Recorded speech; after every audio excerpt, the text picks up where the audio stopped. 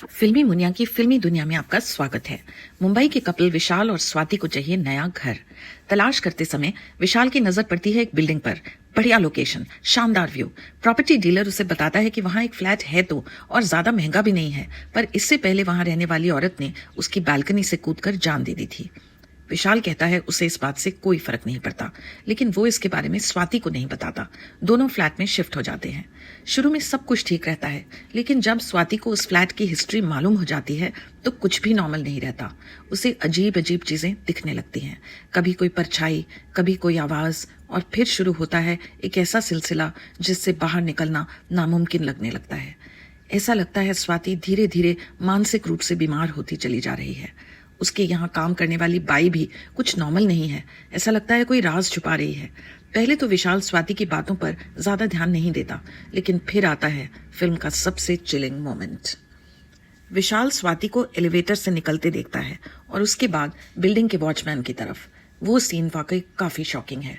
अब इसमें कोई शक नहीं कि स्वाति पर किसी आत्मा का साया है। पिक्चर में एंट्री होती है एक डॉक्टर और एक इंस्पेक्टर की। सभी ये गुत्थी सुलझाने में लगे हैं कि आखिर स्वाति के साथ हो क्या रहा है, लेकिन इसका जवाब साइंस और लॉजिक से काफी परे है। राम गोपाल वर्मा की भूत बॉलीवुड की सबसे डरावनी फिल्मों में से एक थी। 30 मई 2030 को रिलीज हुई इस फिल्म में उर्मिला मातोंडकर, अजय देवगन, नाना पाटेकर, रेखा, फरदीन खान, सीमा बिस्वास और तनुजा जैसे दमदार कलाकार थे। भूत ने बॉलीवुड हॉरर का चेहरा बदल दिया। कोई गाने नहीं, सिर्फ हॉरर। कोई ओवर द टॉप रोमांस नहीं, सिर्फ सस्पेंस और डर। कोई फालतू ड्रामा नहीं, बस रोंगटे खड़े कर देने वाली कहानी। फिल्म में ऐसे ऐसे सीन हैं जो आज भी याद करके डर लगता है। शीशे में अचानक उर्मिला के पीछे दिखती वो रहस्यमयी लड़की, बीच में भीड़ में एक पल के लिए नजर आती भूतिया परछाई, और वो सीन जब अजय देवगन सपना देखता है कि उसकी पत्नी अचानक सामने से आकर उसे चाकू घोंप देती है। स्वाति कई बार खाली जगहों की तरफ इशारा करती है, जैसे वहां कोई बैठा हो। कैमरा जब वहां घूमता है तो कुछ नजर नहीं आता, लेकिन फिर भी एक अजीब सा डर दिल में बस जाता है। भूत ने सस्ते हॉरर ट्रिक्स से हटकर मनोवैज्ञानिक डर दिखाया, यानी साइकोलॉजिकल हॉरर। फिल्म में खून खराबा या अचानक तेज आवाजें नहीं हैं, बल्कि धीरे धीरे बढ़ता तनाव, रहस्यमयी माहौल और बेहतरीन कैमरा वर्क इसे बेहद खौफनाक बना देते हैं। और फिर कहानी में जो ट्विस्ट आता है वो कोई सोच भी नहीं सकता। तस्वीर धीरे धीरे साफ होती है जब फरदीन खान और रेखा पिक्चर में आते हैं। कई थ्रिलर फिल्मों में हम अंदाजा लगा सकते हैं कि अंत में क्या होगा, लेकिन भूत में कोई संकेत ही नहीं मिलता कि आखिर ये प्रेत आत्मा इस जोड़ी को क्यों परेशान कर रही है। लेकिन जब सच्चाई सामने आती है तो एक बार फिर यही याद दिलाती है कि आपके पाप और आपके बुरे कर्म आपको कभी ना कभी सजा जरूर देते हैं। और हाँ, वो वॉचमैन वाला सीन, उसकी मौत भी यूं ही नहीं होती। इनफैक्ट शायद फिल्म देखने के बाद सबसे ज्यादा डिस्कशन उसी पे हुआ था। ना तो भूत फिल्म में डरावने मास्क लगाए हुए राम से हॉरर मूवी टाइप भूत थे, और ना सफेद साड़ी में गाना गाती हुई भूतनी। ये एक हॉलीवुड स्टाइल हॉरर मूवी थी जिसकी शुरुआत में राम गोपाल वर्मा ने साफ लिखा था कि अगर आपका दिल कमजोर है तो फिल्म ना देखें। भूत आज भी हॉरर फिल्मों के लिए एक बेंचमार्क है।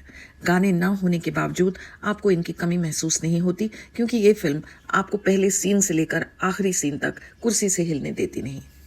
फिल्म के बारे में कुछ बातें जो शायद आपको नहीं मालूम होंगी। भूत से पहले राम गोपाल वर्मा ने रात फिल्म बनाई थी, जो शायद उससे भी ज्यादा डरावनी थी। इस फिल्म में रेवती की एक्टिंग देखने लायक थी।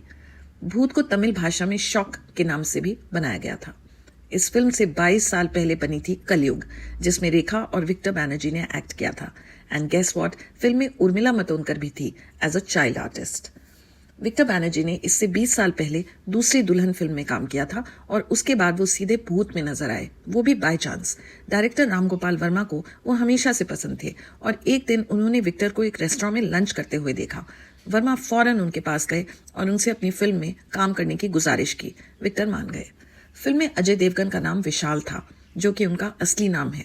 भूत के लिए राम गोपाल वर्मा मनोज वाजपेयी को कास्ट करना चाहते थे, लेकिन उन दोनों में अनबन हो गई। फिर बात हुई अभिषेक बच्चन से, जो एक और फिल्म की शूटिंग में बिजी थे। इसके बाद अजय देवगन ने फिल्म साइन की। उर्मिला मातोंडकर को इस फिल्म के लिए कई अवार्ड्स मिले।